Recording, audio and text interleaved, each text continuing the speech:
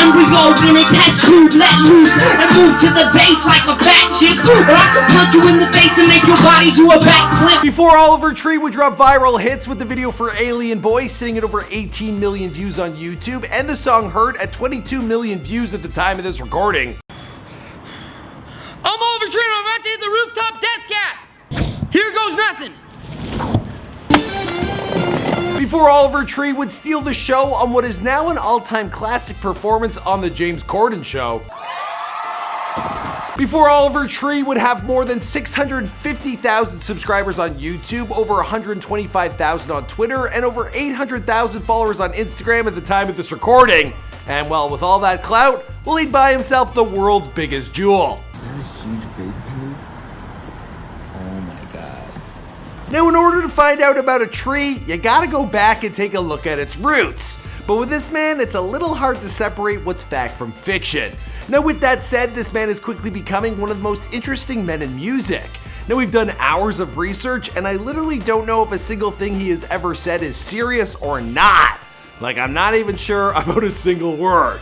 Now, when asked whether he considers himself a musician or a comedian, well, he replied stating this: "I'm not either one of those things. I prefer the term scooter enthusiast." He either could be completely serious or 100% joking. Your guess is as good as mine. Now, there are a few things we know are legit, like his professional career on the scooter, which nearly cost him his life after he was derailed by a single pebble. Now, the man, he also insists on doing his own stunts, which are some of the most creative, entertaining, and outrageously over-the-top videos I've ever seen. He's also given some of the most remarkable and entertaining interviews I've watched in a while. Enough fun and games. I think we should really get down to it. I mean, Let's get down to it. You're a vape guy. I'm a vape god. Let's just do what the people want to see here. It's impossible to spend time on the internet without seeing Oliver Tree pop up somewhere on your feed. Now, this man has an account full of memes dedicated just to him and his now infamous bowl cut. I actually had one of those back in the 90s. The kind is, it's a variation of it. Anyway, so wish me luck as we try to untangle this giant trail of breadcrumbs that he's laid out for the world to try and piece together. Now, it's guys like this that really make me wish I turned this show into an interview show back in 2017. I mean, it would have made my life so much easier. He's kind of like a guy that focuses more on like his lyricism, more so than like, for instance, a bowl cut. What do you mean a bowl cut? Well, he like focuses more on like his lyrics and like his beats more so than like a gimmick sort of bowl cut situation. This is not a f***ing gimmick! Well, maybe not. What's going on, guys? It's your boy Michael McCrudden taking a crack at the come-up story of Oliver Tree prior to fame. Here for you, of course, and before they were famous. Now, a few recent drops you should check out include Ninja the Rich Life, Funny Mike Before They Were Famous, and my fave of all these three, Bam Margera Where Are They Now? Hit subscribe if you're new to the Fame Gang. Also, if you've ever wanted a Before They Were Famous made on you, well, you should check out the details on our newly launched Patreon and YouTube channel memberships. That's right, links are down below. In this channel, it needs your support, and we want to promote, our most loyal fans. All right, enough with the plugs. Let's get into Oliver Tree.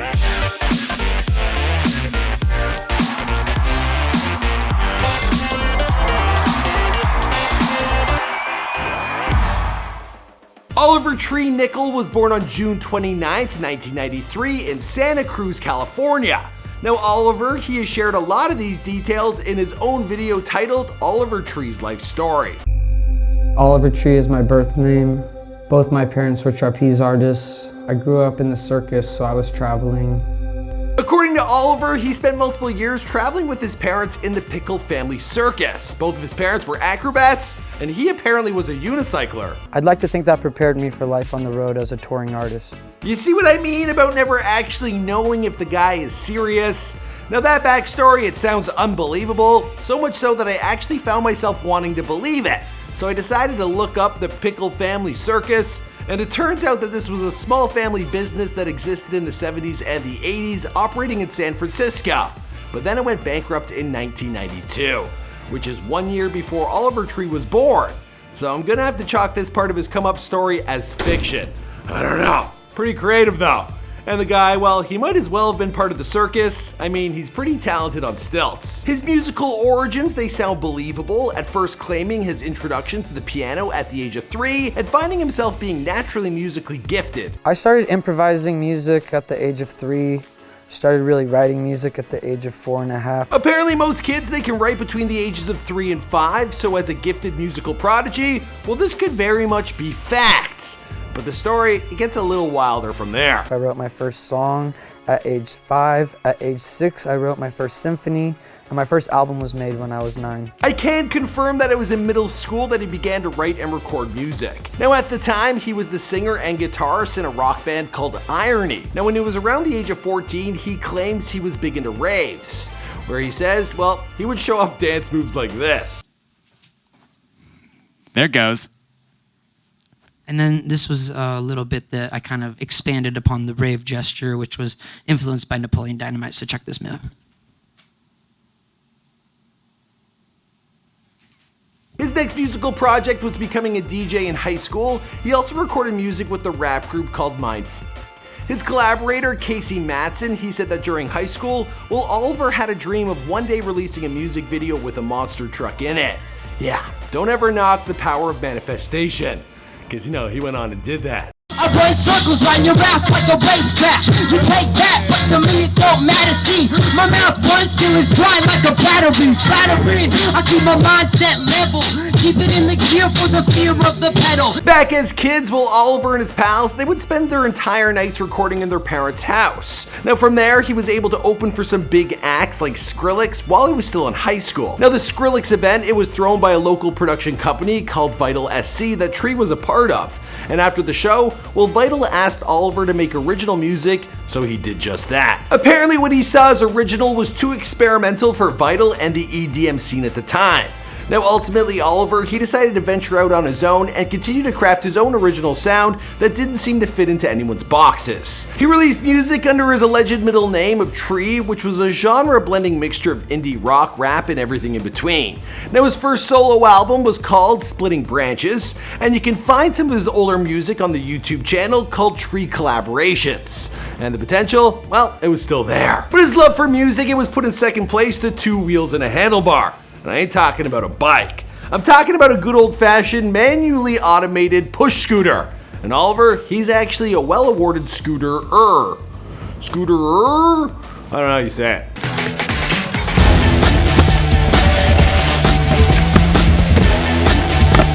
Now this dude, he can shred. And when he was just 18, he was competing in scooter competitions.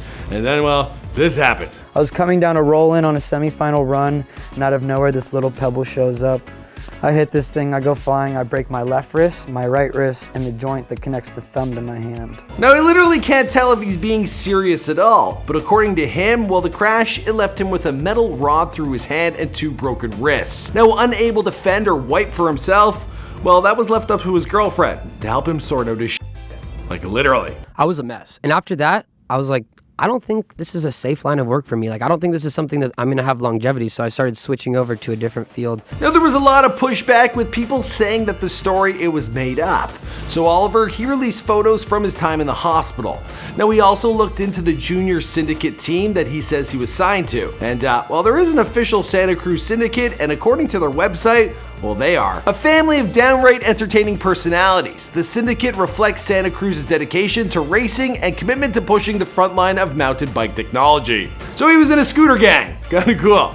Now for any doubters out there, it looks like his story, it checks out. So let's get back to his music career. Now Oliver says that it was after the accident that he was forced to reevaluate things and focus more heavily on his potential as a musician. Now just to remind you guys how confusing it is for me to piece this story together, well, Oliver also told Status Magazine that it was during a unicycle accident at 13 years old while attending clown camp that made him reevaluate things and get more into music. So who knows? Regardless, it happened. And well, music, it took over his life. So we do know that Oliver, he continued to release music onto his SoundCloud account, and someone from a label spotted him. Or heard him. At 18 years old, Tree signed to London-based Apollo Records as part of the R&S imprint to release his debut EP called Demons. Radiohead singer Tom York, he gave Oliver's music a cosign after he heard his cover of their song Karma Police.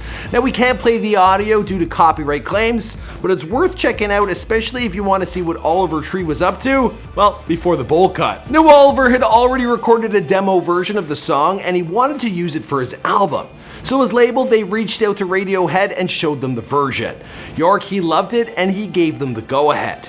Now the version that ended up on the album, it was recorded in London, and fun fact, well, the drummer from Snow Patrol, he actually did the live drums on Oliver's version of the song. Now I found an old interview with Oliver where he spoke about the creation of the album. It was incredibly time consuming. I really wanted to emphasize quality over quantity. Speaking about spending the whole year on getting the record right, something he still cares about today, well, he said that some of the songs on the EP had over 100 tracks layered on top of one another. That was to create the full sound. And while Tree found some early success, he made the decision to put his solo career on hold and go back to school to study music technology at California Institute of the Arts. Now at first he was attending San Francisco State University, but he transferred to Los Angeles to focus in on the music program. Now he used this time at school to plan the Oliver Tree takeover, which would begin years later. That was in 2016, after he felt creatively ready, that Tree returned with new music under the name Oliver Tree. Now his song When I'm Down, it was released online and started to make waves with its unique sound. Now here's a fun trivia fact, and shout out to the YouTube channel Daco, who made a dope video on Oliver Tree for putting me onto this. Now apparently Oliver Tree, he moved in with the legendary Viners, dudes. I'm talking Nick Collette, who is also responsible for the absolutely legendary What the F Is Up Kyle Vine. What the f is up, Kyle? No, what did you say, dude? What the f, dude? Step the f up, Kyle. Also Tanner Petula, who makes music videos under the name Getter. They created music together and released it online. One of Getter and Oliver's songs is currently sitting at more than 4 million views. But everything changed for Oliver when a Vine of his went viral. And it was in that Vine that he took on the persona of a one man named Turbo. What's up? My name's Turbo. I'm 32 years old, I love to dance, and I sell ecstasy to children at raves. Hit me up. Now we can't be sure if Oliver Tree the artist had been created prior to this Vine, or if the character he's playing inspired Oliver to keep the look and mold it into his artistry. But one thing is for sure, he knew that he had hit gold, and he continued to build his audience on Vine. Go.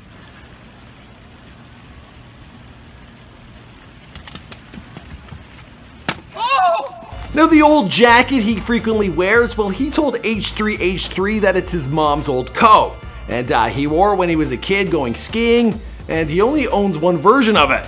So I guess it's getting a little stinky. Now this, in combination with his bowl cut and his speed sunglasses, well, they became his new online identity, which quickly caught and grew exposure for him as a meme. Now the internet buzz, it resulted in labels recognizing his unique talents, and Tree, he signed with Atlantic Records. Now a month later, it's believed he graduated from California Institute of Arts. Good timing. I think the biggest misconception I had about major labels before signing with them was that I wouldn't have the full creative control. And I actually found that I have more creative control and freedom than I did on an independent label. But it wasn't until 2 years later that he would finally blow up into the mainstream. Now it's Tree's music videos that has taken his career to the next level, as he's directed and produced some of the most visually and creatively intriguing videos that I've ever seen.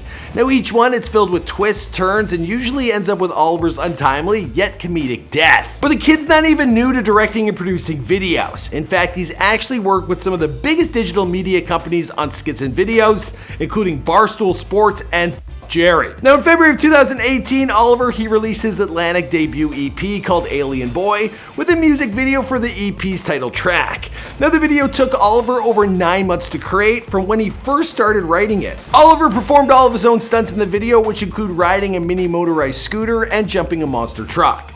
Or being in it as a jump, you know what I mean? In order to perfect his craft for the role, well, he spent 5 months practicing his jumps at the Paris Auto Speedway. That was the music video for his song Hurt that caught the attention of new fans, as Oliver traveled to the Ukraine so he could shoot the video. Fuse is up.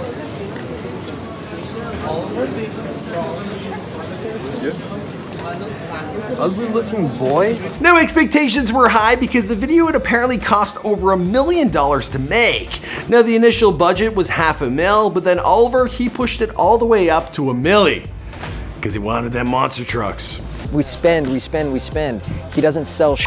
This video doesn't get at least like 1 million views within the first week. Like, there's no way we can continue to support this kid. Now luckily for him, when it dropped in late 2018, the music video reached 1 million views within the first week, and the song also received some radio play. Now the millions spent on the wardrobe and props for that music video, well, they were completely worth it. That's just my opinion. This is 10 times too big. There's no way I'm gonna fit in this. I ordered a small red jacket, dude. This is way too... I'm gonna look like a f***ing joke, dude. Now, all of the success has allowed him to build himself a $17 million mansion, which includes a Segway room, a storage room for his marble tiles, and even a dungeon. So yeah, I had this built in a post 18th century war zone, basically. This is designed after a small coffin. Here's the restroom right down there. So let us know if you want us to piece together a The Rich Life video on your boy Oliver Tree. It'll probably be even tougher than this one to piece together, but that's what we do here. And I really should have started an interview show. Anyway, as for the rest of the story, well, we're gonna wrap this one up here because this is Before They're Famous. My name is Mike McCrudden. We make all sorts of celebrity bios here for you on this channel, so be sure to subscribe if you are new to the Fame Gang. Also, please check out our Patreon and our channel memberships. Links are down below. We appreciate all the support. What kind of independent channels bring you this much content each and every day? I can't think of anyone. You know. All right. Oh yeah, and subscribe. Okay, bye. Boom!